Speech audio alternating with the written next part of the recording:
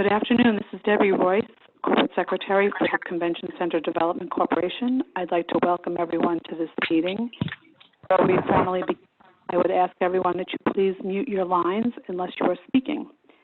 We'd like to begin today by taking a roll call of our directors to ensure that we have a quorum present.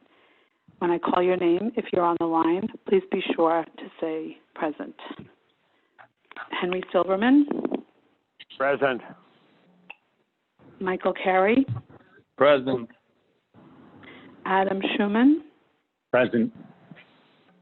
Vince Ionelli. Present.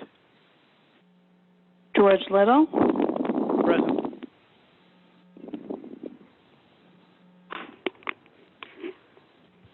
Mr. Little.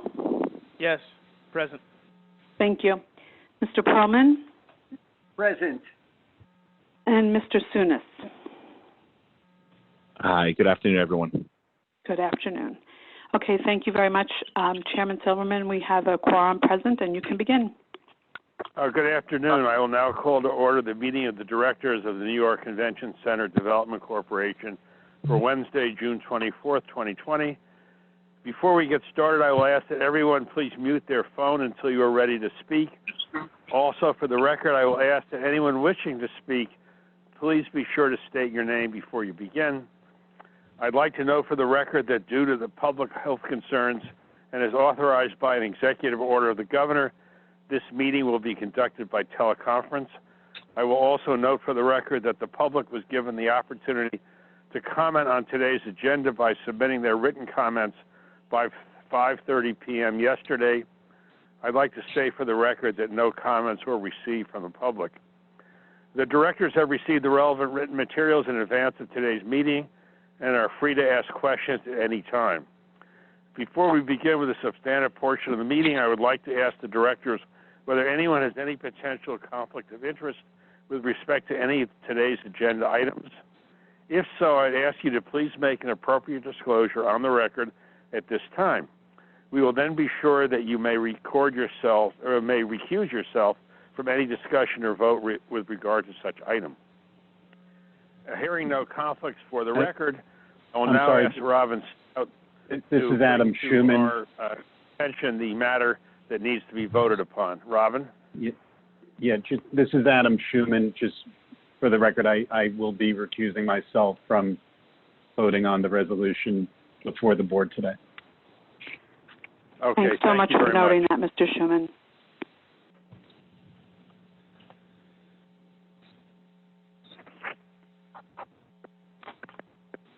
Robin, you can go ahead. Oh, I'm sorry. Excuse me. I'm sorry. Forgive me. I had spoken previously with Adam and understood that he was going to be recusing himself from this action item. But let's start with the action item. Thank you very much, Henry.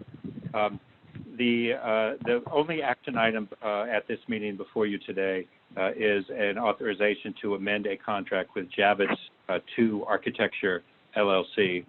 The board will remember the name of Javits 2 Architecture. We call them J2A. They have been involved with the Javits for more than 15 years at this point.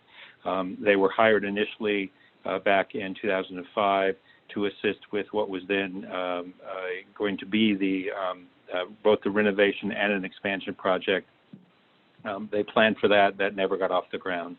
In 2010, they continued their work to get the renovation of the existing facility going. That work was done between 2010 and 2014 or so, and has been successfully completed, obviously. Through 2015 through 2017 or so, J2A also assisted in preparations and the procurement for the expansion as we know it going forward today. And those activities, which were really all pre-construction, took up about $114 million or so of this contract, which, as I say, has been on the books for about 15 years now. So it's obviously an extraordinarily large contract, but at this point, of course, J2A has developed the expertise, and since we are nearing completion, which I will speak about on our expansion project, it's obviously most cost-effective and time-effective to keep them with us.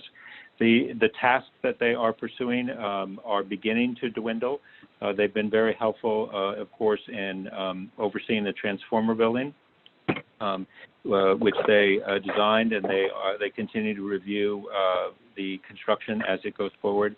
And critically important, particularly at this time, they are assisting us in reviewing change orders arising from the work in connection with the transformer building.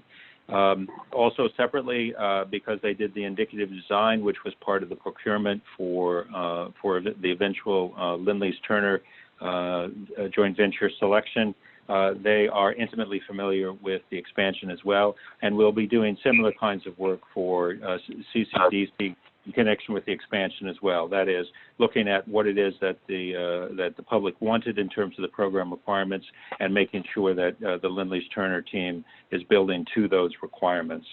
So there are more details set forth in your board materials, but the request is for an update to this contract to extend the term through what will be the expected conclusion of this project, September 30th, 2021, for an additional maximum amount of $600,000. Thank you. Any questions from the directors on this item? As noted earlier, we do not have any comments from the public, so I will now entertain a motion for approval. So moved, Michael Carey. All right, second? George Second, Stunis, Vince second. St. Ailey. Okay, anyone opposed? Thank you. This motion carries. Robin, thank you. Now, George, I know you have to leave, so whenever you have to get off, just no problem. And Robin will now do the president's report. Thank you, Henry. Yes, thank you, Henry, and thank you, George. And again, if people have time constraints, again, we finished our action item, so please listen in if you can. So I looked up my calendar, and the last time that the CCDC directors met was on March the 11th, 2020, which by my calculation was about one day before the world got turned upside down by the coronavirus. We all went into quarantine shortly thereafter, certainly most of us. And the first thing I would say, of course, is I hope everyone is well and safe. Lee, I think you've fully recovered. Is that correct? Maybe Lee has left the phone. I understand it from Lee that he is fully recovered. No, I'm on the phone. I just was on mute. No, I have fully recovered after 5 weeks of purgatory about a month and a half ago. Okay, good. Glad to hear that. And as far as I understand, everybody else is well and safe. And please, I hope you continue in that way. But let me review the project during this extraordinary time. I'll review the two separate components of the project separately, of course, being the transformer project and the expansion project. The directors will recall that the transformer project being constructed by Lindley's Turner is the relatively small transformer building, their electrical battery for the Javits Center. It was energized and is currently providing power to existing Javits and has been since last summer. But there was a component that was not yet completed when the virus hit in March, and that component was the creation of standby generator capacity. That had always been part of the plan. It was scheduled to be finished sometime later this summer, but with Javits becoming a field hospital, it became critically important to have sufficient backup power. And so the Tishman construction at the transformer building was never shut down. It was deemed essential by the state government. And in fact, the conclusion of the generator work was accelerated. Tishman Construction did a wonderful job under very difficult circumstances through March and April. And the standby generating capacity was completed in April, complete with the automatic transfer switches, which will power on Javits if the Con Ed grid goes down. And that was several months ahead of schedule. Just so the directors understand how the permitting process worked, We certainly were interacting with DASNY on a regular basis, but due to the emergency nature of the work, under an executive order which the governor had signed, the Department of Health actually gave us a green light to operate the generator equipment and the automatic transfer switches once they were completed. So we are operating under a Department of Health authorization at the moment.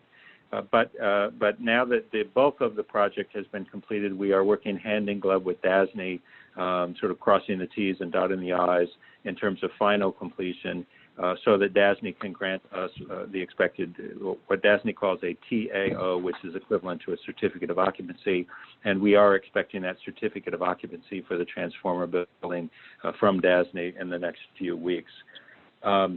Needless to say, although we're very grateful to Tishman Construction for accelerating and concluding the bulk of the work at the transformer building, there are change orders to be worked out. We are in the process, both the CCDC team, obviously with the project management team, is hard at work with having conversations with the Tishman Construction folks about how to finalize the budget for this. It's going to be a lot of hard work, but and it's really a work in progress. But I will tell the directors that I still think we are within hailing distance of the budget that we had put on the table when we last met on March the 11th, and I will certainly keep the directors posted on that progress.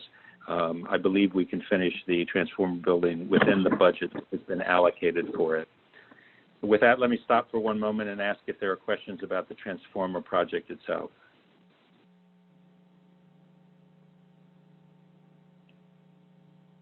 Okay, now to the main event, the Lindley's-Turner expansion project.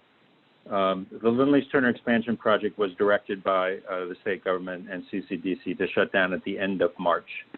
Deemed to be non-essential, went into hibernation, quarantine, pause, along with the rest of the construction, most of the rest of the construction in New York City. The expansion project did not fully reopen until June 8th, with New York City entering into phase one. At the same time, much of the other construction around the city was also reauthorized. So between the end of March, when it was directed to shut down, and June 8th, when it was allowed to reopen, that was a 10-week pause. If you subtract Memorial Day from that pause, you come up with 49 business days, 10 weeks times 5 days, 50 days minus Memorial Day. So there was a pause of 49 business days. It should be noted that at the end of April, the Lindley's-Turner team was giving a green light to do a partial restart of work, and that consisted of continuing the exterior cladding of the building, because we wanted to try to make the building watertight as soon as possible. And they were also authorized to put together all of the COVID-19 protection requirements that are keeping our workers safe on the site. So, Lindley's-Turner did get a little bit of a start during the month of May by continuing the exterior cladding and prepping all COVID protections, but that did not involve the interiors, which are at this point the critical path to conclusion of the project. But as of, as I say again, as of June 8th, the interior trades are working. And just to give you a concept of where we're at, I think Gus Mamus from the PM team is on the phone, and I'll ask Gus to give you an update of what's going on the site right now. But just as a snapshot, before the project closed down, the high water mark of workers on site at the end of February, beginning of March, was about 760, 770 or so. And since the restart, we are already up to averaging for the past week 650 or more workers on site. So we believe we're well on our way back to full capacity again. And obviously we're trying to move quickly, to move the project forward as quickly as possible. It won't surprise you to know that we are still in the middle or somewhere in the process of working out a project completion schedule and budget with Lindley's-Turner. We've certainly been discussing that with principals at the state. We've been discussing that with the PM team. We've been discussing that with principals at Lend-Lease Turner. We've been discussing that with staff at Lend-Lease Turner. So we're trying to piece together an acceptable schedule for completion. I should mention Allen Steel and the Operating Corporation are obviously a part of that. We're trying to keep them apprised as well. So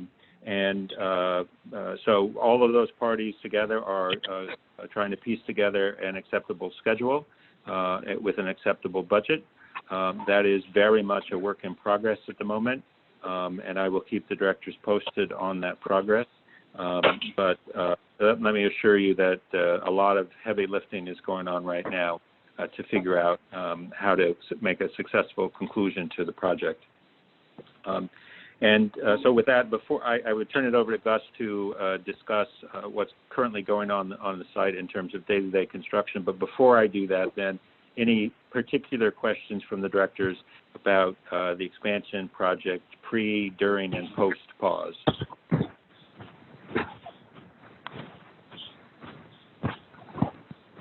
Okay, Gus, did you make it on the line? I did. Thank you, Robin. Good afternoon, everyone. Just to give you a brief update as to what is currently going on the project on site. As Robin mentioned, we've made a quick recovery from the shutdown that took place through through all of April and most of May, all of May, the first week of June. To date, thankfully due to the early partial restart to push the cladding of the building with the goal of getting it enclosed prior to the winter months. We are currently 54% installed in both the metal panels as well as the curtain wall. We are 94 to 95% fabricated for both of them. The precast is 99% installed, and we made some pretty good headway with that, and we're still moving along. As Robin mentioned, there's 600 tradespeople on the project at the moment.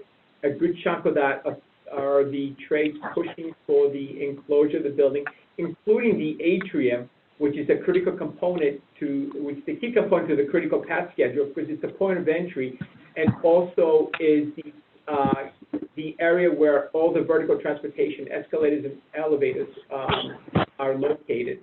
Speaking of escalators and elevators, they're at 90% fabricated and roughly 29% installed. The escalators are 100% fabricated and they're 89% installed. If you drive past the site, you can actually see the escalators. They're all sitting in place. With regard to the push of the interior schedule, with the interior fit-out, mechanically, we're 74% installed, electrically 54%, and plumbing 84%. Right now, there's a big push on the finishes. Drywall is about 43 to 45% installed, and we're preparing to get ready for finishes such as bathroom tiles, flooring in some locations, some preparation, installation of miscellaneous iron for preparation of folding partitions. So, as Robin mentioned, we're in the process of finalizing the recovery schedule with Lend-Lease Turner, but in all fairness to them, they've made a great stride in getting the project back up and running very quickly. And if you have any questions, I'll be more than happy to answer them for you. Okay, in that case, thank you. Okay, are there any more questions for either Robin or Gus or anyone else? If not, I believe, Robin, we can ask for a motion for adjournment. Yes, thank you, Henry. That is the end of my president's report. But thank you. May I have a motion to adjourn, please? So moved, Adam Schuman. Yeah. Our next meeting, Robin, is when, or Debbie? When is our next meeting? Well, we've scheduled one for July, which I do not anticipate having. We do not have one scheduled for August. So at this point, I'm anticipating that our next meeting would be at some point in September. We should have a date on the calendar, but we'll keep everybody posted on that. All right. Thank you very much. Thanks, everybody. Have a good afternoon and have a good summer. I don't. Thank you. Thank you. You too. Thank you Bye. thank you, everyone. Thank you for your Bye. time.